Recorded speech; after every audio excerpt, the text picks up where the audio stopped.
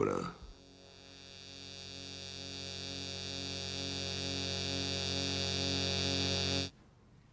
En el rincón de una habitación, junto a una ventana de cuadros pequeños, un hombre se inclina sobre un globo celeste.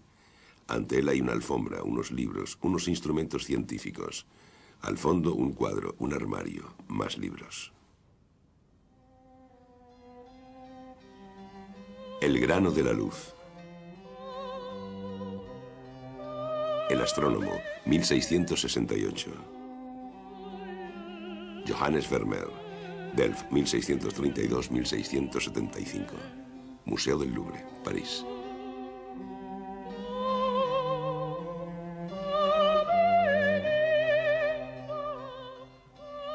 El astrónomo es un lienzo muy pequeño, 45 por 50 centímetros. Se parece a otro de dimensiones semejantes, el geógrafo, que hoy se encuentra en el Museo de Frankfurt. El personaje es el mismo. El geógrafo se inclina sobre un mapa, lleva un compás en la mano. Los dos lienzos estuvieron juntos mucho tiempo. Su parecido anuncia una de las características de la obra. Vermeer, solo 34 lienzos conocidos, pero formando parte de series de variaciones sobre enigmáticas escenas de interior. Cada cuadro está relacionado con todos los demás. Para entender el astrónomo hay que investigar el conjunto. 3 obras de juventud. La Alcahueta, 1656. Vermeer tiene 24 años y está influido por Rembrandt. El descanso de Diana y Cristo en casa de Marta y María. Luego, soldado y muchacha sonriente, la joven dormida, mujer leyendo en la ventana. La lechera. Mujer en la ventana. Dama bebiendo con un caballero. Dama con 2 caballeros. El collar de perlas. La mujer de la balanza. La dama de azul leyendo. El concierto a 3. La lección de música. La lección de música interrumpida. La mujer del velo. La mujer del sombrero rojo. Se discute la atribución a Vermeer. La mujer del turbante. La encajera. La tocadora de guitarra. La tocadora de laúd. Mujer escribiendo. Mujer con su criada y una carta. La carta de amor. Mujer escribiendo una carta y su criada. Mujer sentada al virginal. Mujer de pie junto al virginal. 2 paisajes. Una calle de Delft. Vista de Delft. 2 alegorías. Alegoría de la fe. Alegoría de la pintura. Pintor sin rostro. Hay quien dice que se ha retratado en la Alcahueta, como en los autorretratos de Rembrandt. O también que se ha caracterizado de caballero, de maestro de música, de geógrafo, de astrónomo, y que también retrata a su mujer y a sus hijas. Son hipótesis seductoras, pero imposibles de verificar. En los archivos de la ciudad de Delft hay unos cuantos datos sobre su vida. Nació y se crió a un lado de la plaza del mercado y luego vivió al otro lado tras su boda con Catalina Bolenas. Ella era católica y él protestante. Posiblemente él se convirtió. Su mujer le dio 11 hijos. En los cuadros de Vermeer parece que solo hay 5 habitaciones distintas, inspiradas en las de su propia casa o inventadas. La más representada es una sala de embaldosado blanco y negro. El pintor se complace a veces en invertir o transformar sus motivos. Una habitación más pequeña con baldosas escaqueadas y ventana blasonada. Un salón con ventanales dobles y un rodapié de azulejos de Delft. Una habitación con una ventana más rústica y decoración bastante más sencilla. Y por último, una salita con ventanas dobles, que es la del geógrafo y el astrónomo. La mayoría de estas escenas de interior se sitúan en un rincón. A la izquierda, las ventanas y la luz. Al fondo, una pared paralela al plano del cuadro. A veces se ve el suelo y una parte del techo, nunca el exterior. Las proporciones de estos interiores y las perspectivas son tan precisos que un autor ha podido levantar los planos y deducir que Vermeer trabajaba sentado muy cerca del sujeto, con la vista aproximadamente a 1,10 metros por encima del suelo. El mismo autor ha llegado a la conclusión de que el pintor debía de medir entre 1,65 y 1,70 metros. Exclusivamente a partir de las informaciones contenidas en el astrónomo, se ha podido reconstruir exactamente su decorado y comprobar la fidelidad de sus luces, sombras y proporciones. Para pasar del decorado del astrónomo al del geógrafo, basta cambiar el eje de la cámara y la iluminación. En los dos lienzos encontramos los mismos objetos corrientes: el pichel, la silla con las cabezas de león, la viola de gamba.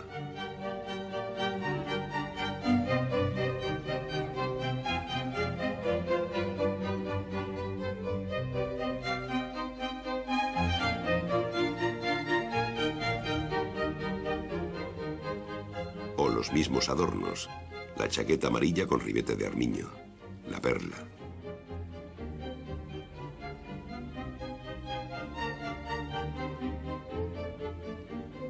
Con frecuencia hay mapas en la pared. Todos ellos son auténticos mapas que se vendían en la época y con los que los holandeses solían decorar sus casas. Todavía se conservan en varias bibliotecas de Europa y América. Otro objeto frecuente: el cuadro en el cuadro.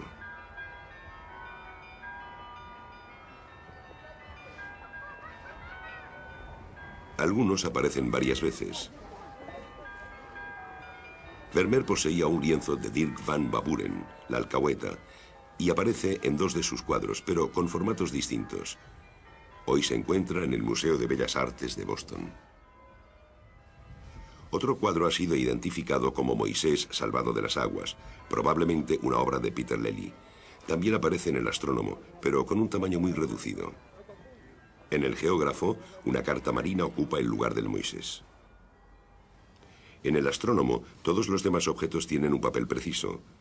Una ventana de cuadros pequeños, en el centro se adivina un escudo de vidriera característico de las casas de Delft. Un armario, hondo, cuadrado, puede ser tanto el de un cartógrafo como el de un pintor. Un compás, un instrumento familiar que permite medir las distancias en los mapas o trazar círculos. Un astrolabio, instrumento de origen árabe para calcular la posición de los planetas y las estrellas. Una esfera celeste, no es imaginaria. Un raro ejemplar se conserva en el Museo Marítimo de Ámsterdam.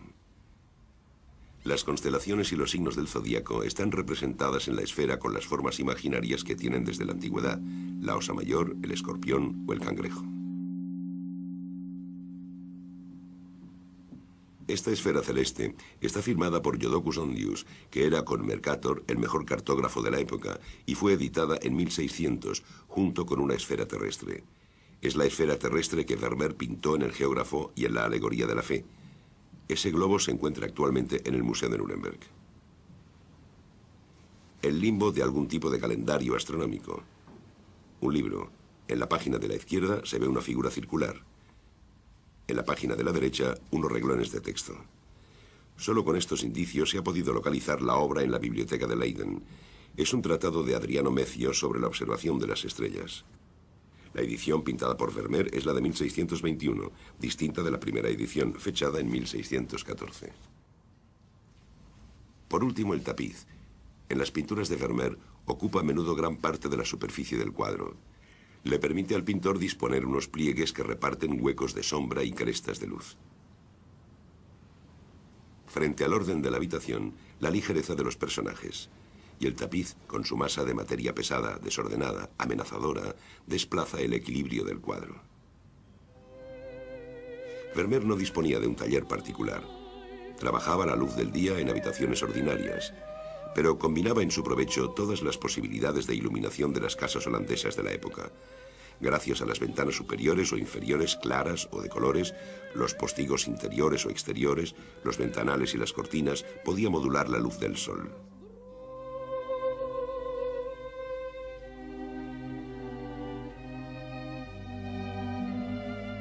Cada habitación se convertía en una especie de trampa de luz.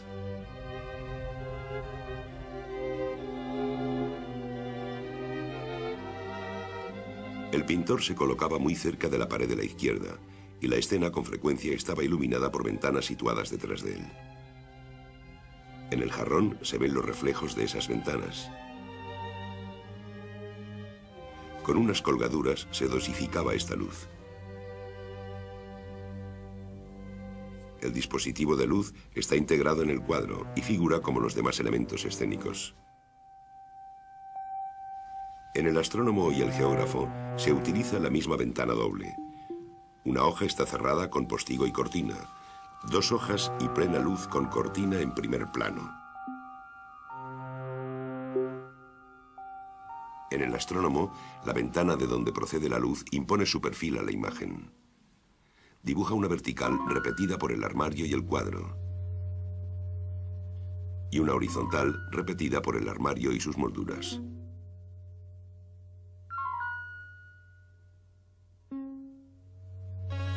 La ventana y el cuadro, cortados por el marco, inducen tensiones hacia el exterior. La dirección de la luz da lugar a un sistema de sombras ligeramente desviado con relación a la diagonal. El centro del cuadro coincide con el punto de fuga de las perspectivas.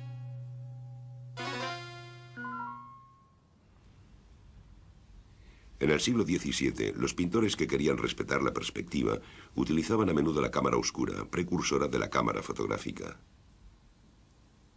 La máquina se fue haciendo cada vez más compleja. La cámara oscura era una caja con objetivo por delante formado por una o varias lentes y una placa de vidrio esmerilado por detrás. Mediante un fuelle se podía hacer un enfoque aproximado. La imagen obtenida estaba invertida de izquierda a derecha y de abajo arriba. Gracias a un espejo se podía poner la imagen boca arriba. Entonces estaba enderezada verticalmente, pero seguía invertida de derecha a izquierda. Bastaba con calcar los trazos principales de la imagen para obtener una colocación de las masas, las líneas y las perspectivas. Se debe a esta visión fotográfica anticipada la peculiaridad de las imágenes de Vermeer. Primer indicio, la visión por planos.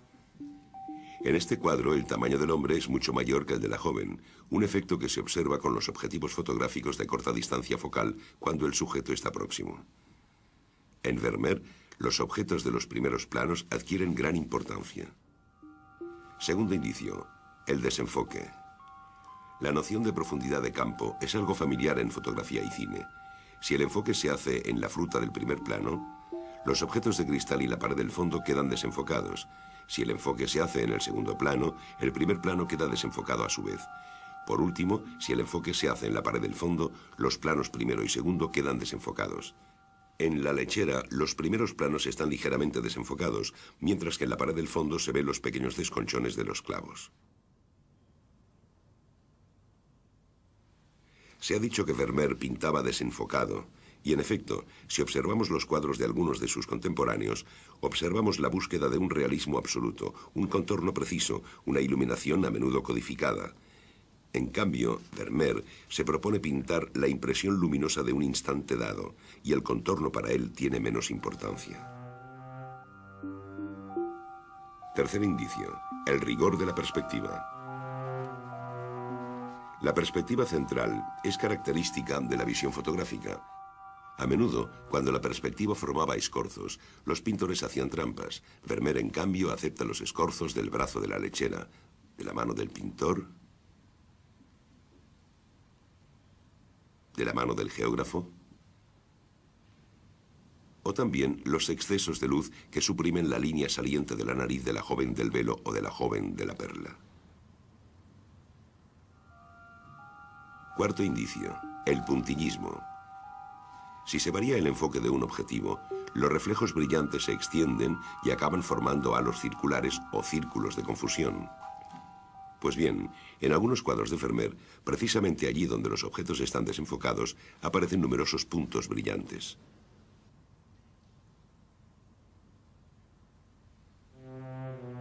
Quinto indicio, el tamaño de los cuadros. Una lente circular proyecta en el vidrio esmerilado una imagen circular o ligeramente ovalada. Un cuadro o un rectángulo apenas pronunciado son las figuras más prácticas para recuperar esta imagen y eliminar en ella los bordes desenfocados. De ahí la forma de las cámaras oscuras.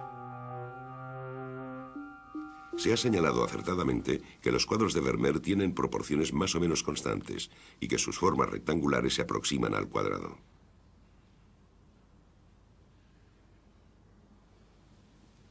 La vista de Delft es un ejemplo aún más flagrante de esta visión casi fotográfica.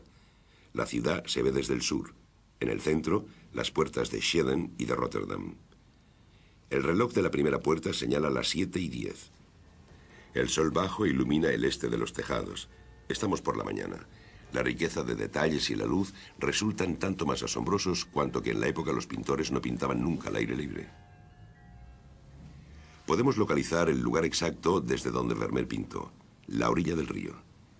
El paisaje está visto desde bastante arriba. Como la orilla es baja, Vermeer pudo instalarse en una de las casas situadas allí, utilizando un dispositivo de cámara negra más complejo, tal vez similar al que utilizaban los astrónomos para observar la imagen del Sol. Así habría podido dibujar los contornos de su paisaje y situar algunos detalles.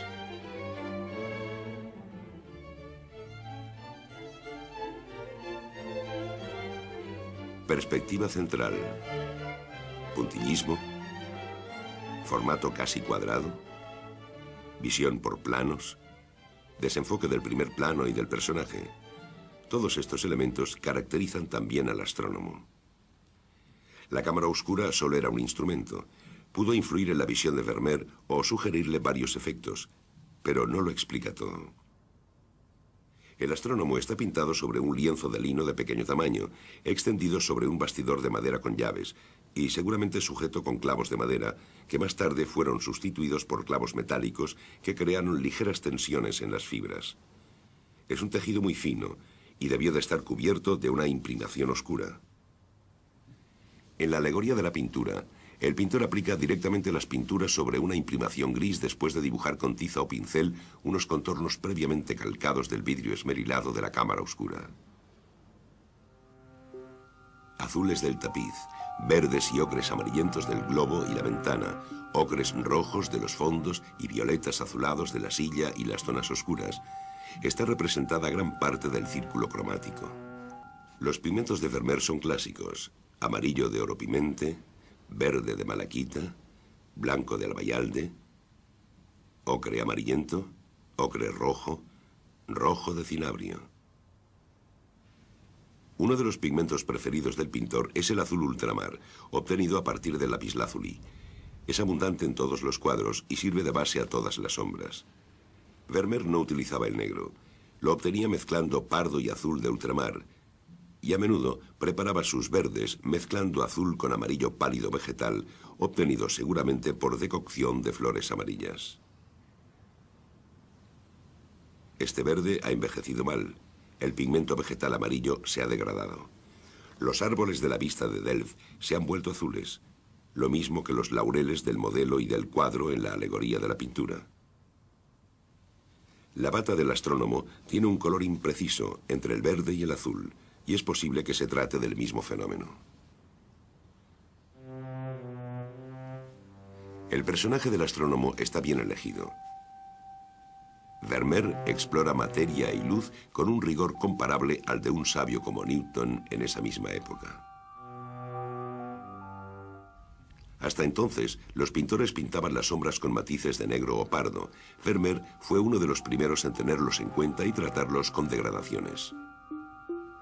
En la lechera, un minúsculo cristal roto deja pasar un rayo de sol que el conjunto de la ventana filtraba y azulaba. Esta atención minuciosa por la luz es aún más impresionante en el tratamiento de los reflejos. Reflejos de los vestidos sobre la piel de los personajes, reflejo de estos personajes en las ventanas o los espejos. Los reflejos organizan todos los espacios y el modelado de los rostros.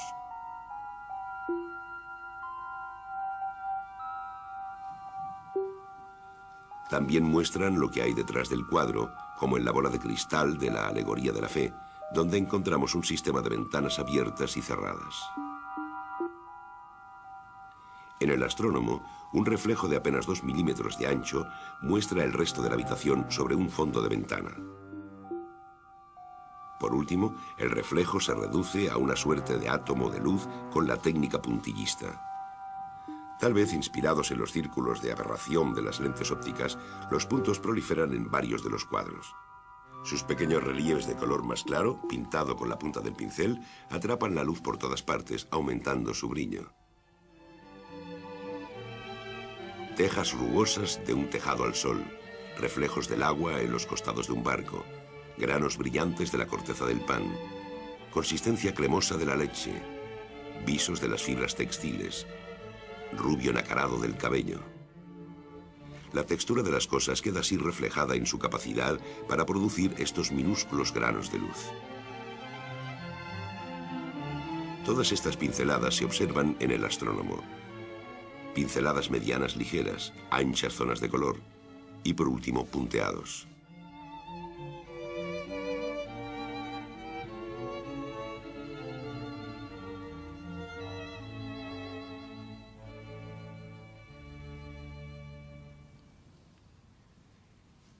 El cuadro está firmado y fechado en 1668.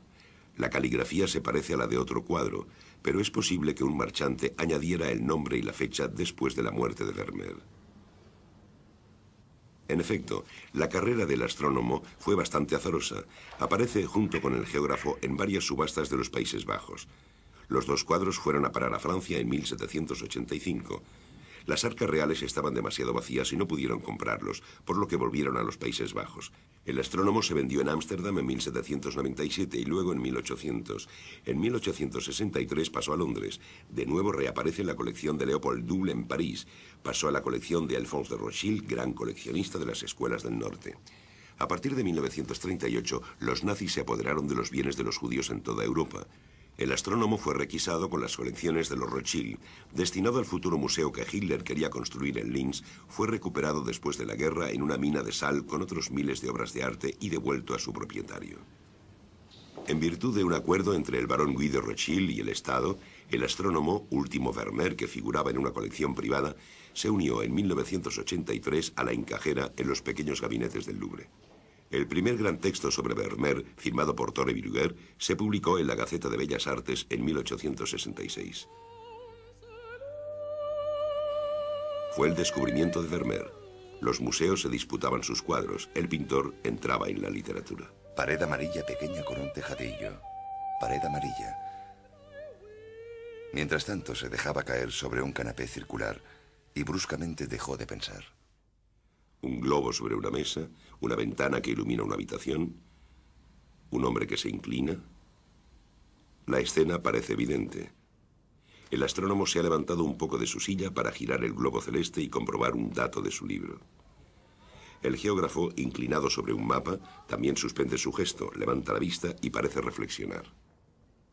Dos lienzos complementarios, dos actividades de investigación muy propias de este siglo, en el que la gloria de las grandes expediciones marítimas rivalizaba con la de los grandes descubrimientos de los astrónomos.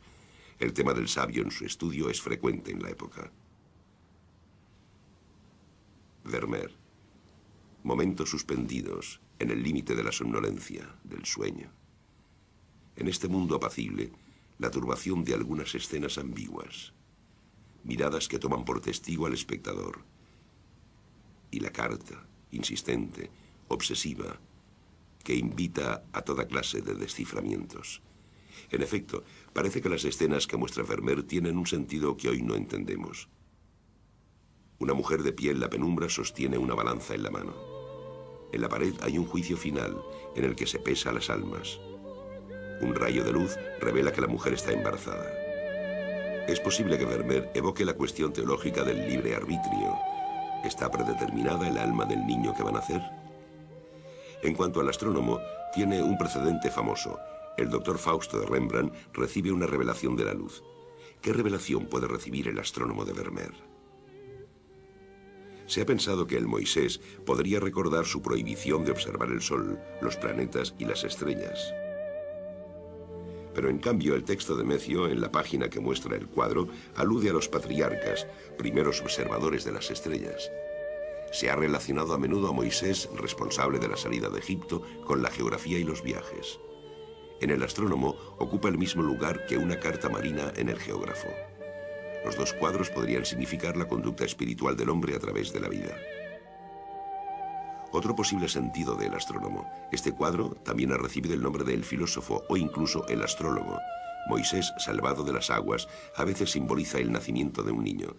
En la época de Vermeer, la astrología y la astronomía todavía estaban mezcladas. Se anuncia el nacimiento de un niño.